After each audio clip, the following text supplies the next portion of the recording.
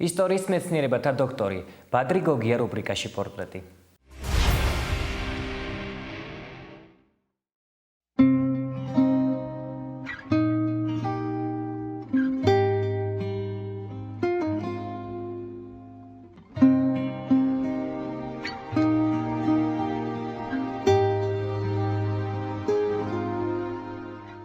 მე ვარ ბადრი გოგია, სოხუმელი.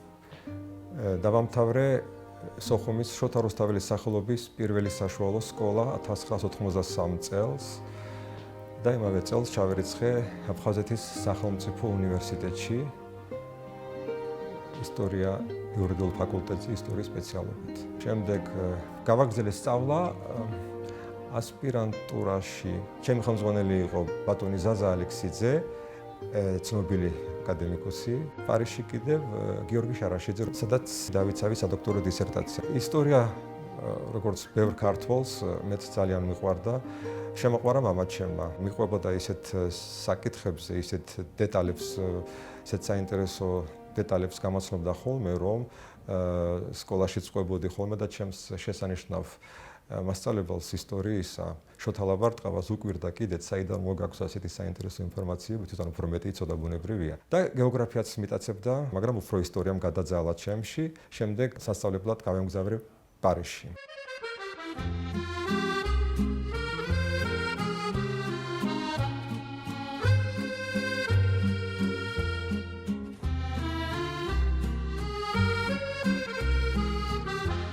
ნანჩი აღმოჩნდი ბატონ გასტონ ბუაჩიძესთან, რომელმაც შესანიშნავად თარგმნა ვეფხისტყაოსანი ფრანგულ ენაზე და მე აღმოჩნდი პარიზში ორივე თვის მერე. მაშინ პარიზში ვცხოვრობ. პარიზში დამინიშნეს საფრანგეთის მთავრობის სტიპენდია, ეს იყო ერთწლიანი და აი ასე დავიწყე იქ მუშაობა. მაგრამ ეს ერთწლიანი სტიპენდია დამთავრდა ბუნებრივია.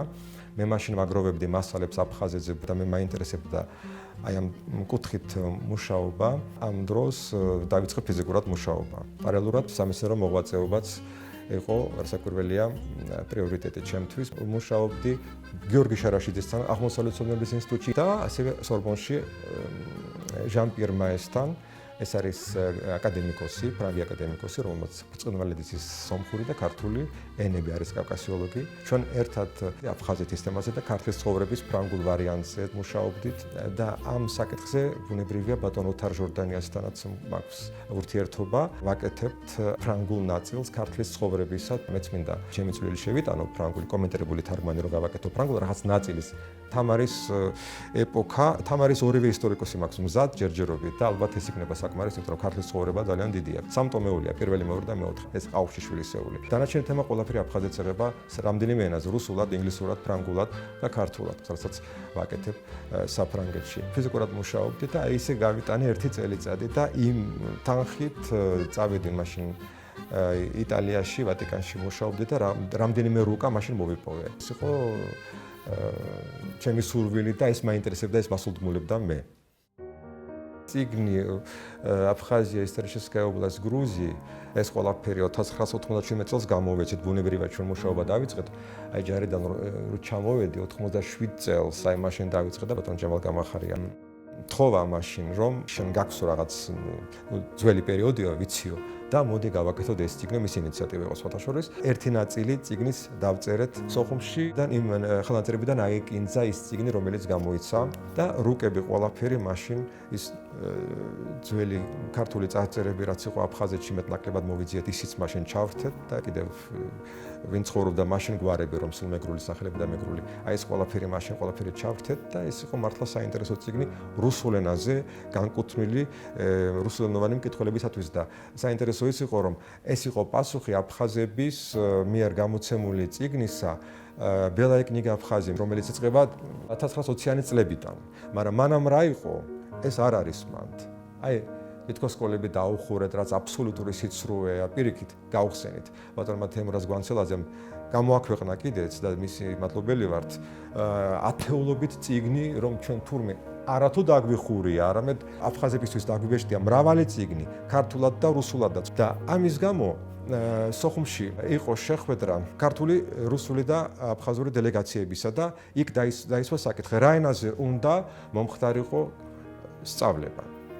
ქართულად თუ რუსულად ბავშვებისთვის ტექნიკური საგლებისა რა და აფხაზურმა დელეგაციამ ორჯერ თქვა ქართულ ენაზეო და სიმონ ჯანაშია ხელმძღვანელი და მისი არქივიდანაა ეს ყველაფერი ამ ქართულ კომისიას ორჯერ კითხა აფხაზებს რომელ ენაზეო ისევ ქართული უპასუხეს ქართული უკეთებდნენ მაშინ აფხაზებმა და ასე მოხდა ის ტექნიკური საქმეები ლიტერატურის ქართულ ენაზე ესე იგი გადასვლა იმიტომ რომ ადრე სხვა პროგრამა იყო რაღაც ზოგადი და შემდეგ ახალი პროგრამა შემოვიდა და ქურთებს სომხურ ენაზე შეუქმნეს სომხეთში და არ იძახიან ქურთები სომხებმა დაგვიხურესო სკოლებიო და აფხაზები იძახიან სამწუხაროდ იმიტომ რომ ასე დააძახებინეს ხრუშოვის დროიდან. ბელაი კნიგა აფხაზი ბუნებრივია გულისხმობს იმას რომ იქ რა საშინელებები გადახდათ თითქოს აფხაზებს ქართველთაგან. სინამდვილეში 80% როგორც მინიმუმი აფხაზების გენოფონდის არის ქართული. ნახეთ, ის ძველი საკათოლიკოსო დოკუმენტები მე-17-18 საუკუნისა, სულ ქართული გვარები არის, სულ ქართული, სულ შუშანია, თოლიოქრო, მაგიორდი, სიგიორდი ეს ყველაფერი ხო. აი ისინი ცხოვრობდნენ აფხაზეთში. არც ერთი აფხაზური აფსუა სახელი არ აქვს. ეს არის ჩემი აზრით ერთადერთი წიგნი დოკუმენტირებული რუსულ ენაზე, რომელსაც აფხაზებმა პასუხი ვერ გასცეს. ორი რაღაც პატარა წერილი დაიწერა, ერთი ლინგვისტია, კვარჭია მგონი ვალერი. დაგვცინა, მაგრამ აბსოლუტურად ვერაფერი ვერ დაწერა და მეორე ქალბატონია კიდე ლინგვისტი აფხაზი. აი ეს ორი პატარა წერილი დაწერა და ჩვენ გვახსენეს, თორემ რეცენზია არანაირი არ დაწერილ. ვერაფერს ვერ დაწერენ. იქ არის დოკუმენტური კრებული, წერია ვინ ცხოვრობდა იქა, იქ არის სამეფო კარტოგრაფია, ესე იგი ძველი რუკები გამოქვეყნებული, სადაც ჩანს სად იყო აფხაზეთი, იგი ანაკოფის იქით იყო სხვათა შორის, მაგრამ სამეგრელო იყო, მე აქეთ გადმოინოცვლა, მაგრამ ის აფხაზეთიც რომ საქართველოს შედიოდა, აი ეს რუკები ეკიდა პეტრე პირველს თავის კაბინეტში. აი ეს რუკაც გამოაქვეყნეთ. აი რუსეთის რუკა და საქართველოს ჩანს. ჟეოღში წერია და იქ არის აბაზგი, აფხაზი და იქ არის ზუსტად აი საქართველოსია. ამას რო ხედავენ, ამას ვერაფერი ვერ დაუპირისპირეს და აფხაზურ საიტებზე იყო გახსნილი კარტოგრაფიის რაღაც განყოფილება მე უყურებდი. ვერაფერი ვერ ჩადეს აფხაზებმა, რაღაც 2-3 რუკა და არაფერს არ ეცნება. არ არსებობს დედამიწაზე ისეთი რუკა, რომელიც გამოყოფდა აფხაზეთს საკუთრივ დანარჩენი საქართველოსაგან. ბელაი კნიგა აფხაზია აი ამ ციგნმა დაკარგა თავისი ფუნქცია.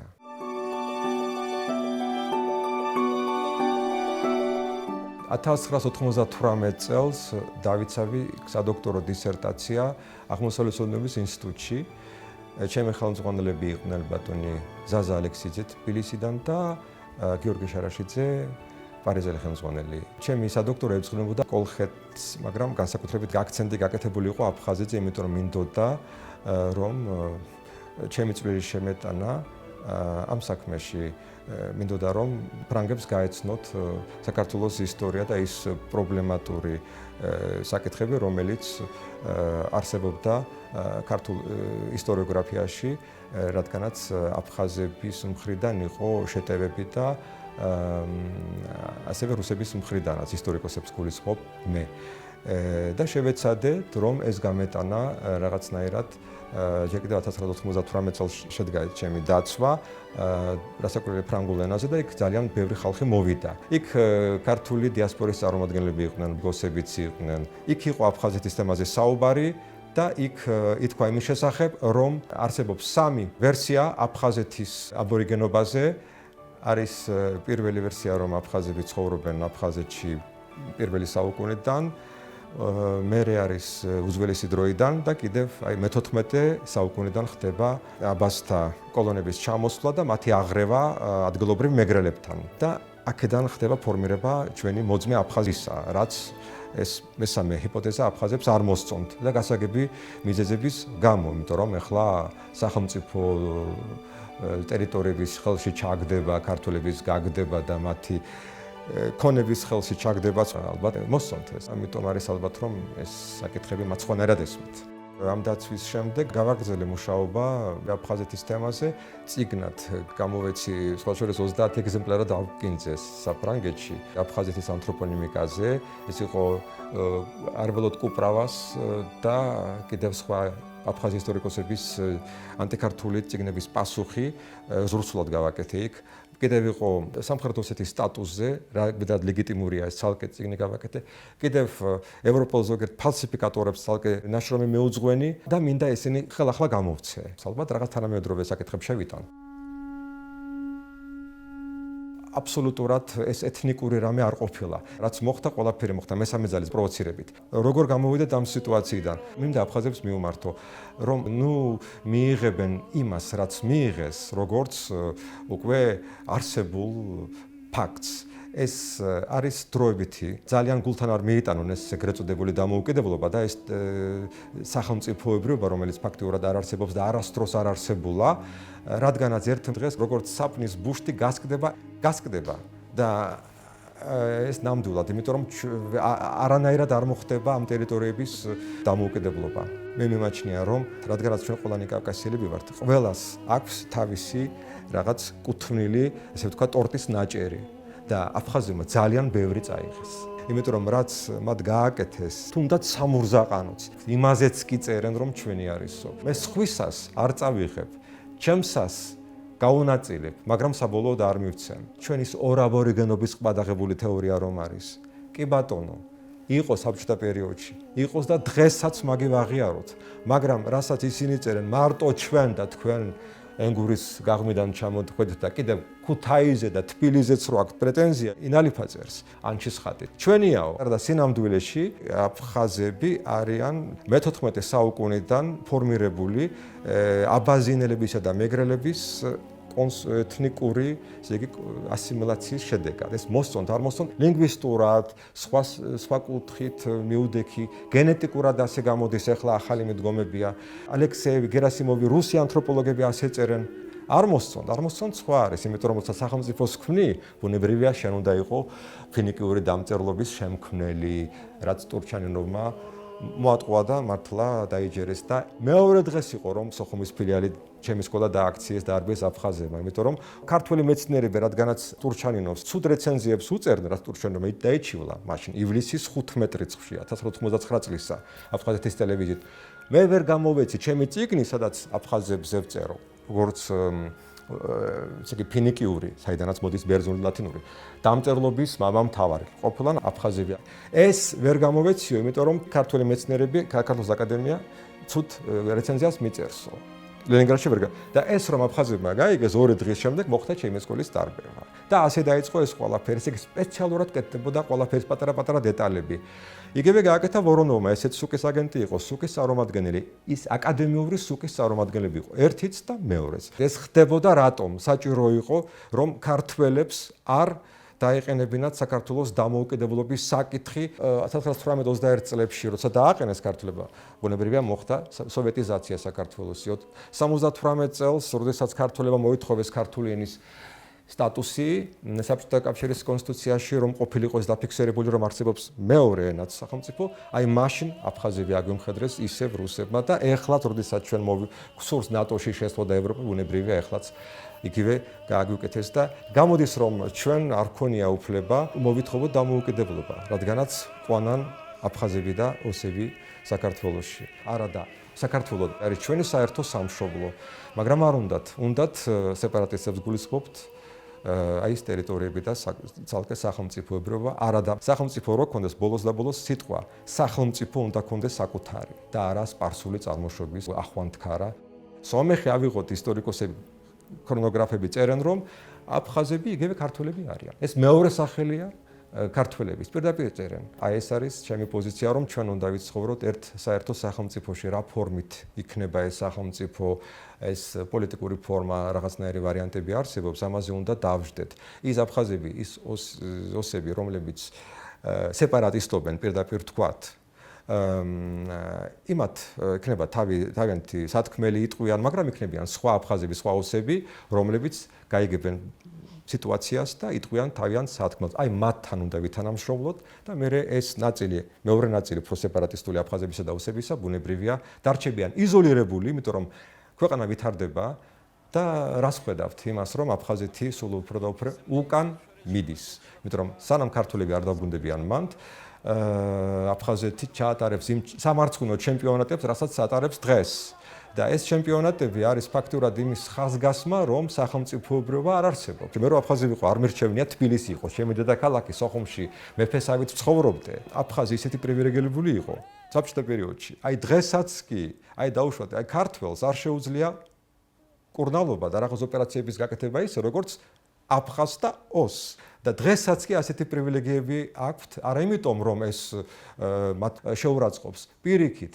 ასეთები ვართ ქართველები და ასეთი კარგები იყვნენ და იმედია იქნებიან და არიან აფხაზები და ოსები, მაგრამ რაღაცა მოვიდა დღეს. ძალიან საინტერესოა, როცა რუსი გეუბნება, რადგანაც ქართველებს ნატო უნდა და ჩვენს წინააღმდეგ არიანო, აი მე თქვენ ოსებს და აფხაზებს გთავაზობთ დამოუკიდებლობას, როცა ამას ეუბნებს აფხაზებს და ოსებს, ბუნებრივია იბრუნეს რუსებისკენ პირი. უნდა გაიგონ, რომ რუსები ატყუებენ ფაქტიურად, მინდა აფხაზებს კიდევ ერთხელ შევახსენო, რომ გათამამდებიან და ძალიან დაეჯერებენ იმას, რომ დამოუკიდებელია მათი სახელმწიფო და რომ ეს მათი სახელმწიფოა. სოხუმი არის ჩვენი, სოხუმი დაარსეს კოლხებმა, სოხუმი დაარსეს დიოსკურებმა. ჩვენ უნდა შევრიგდეთ ისე, რომ ერთმანეთს ვაპატიო.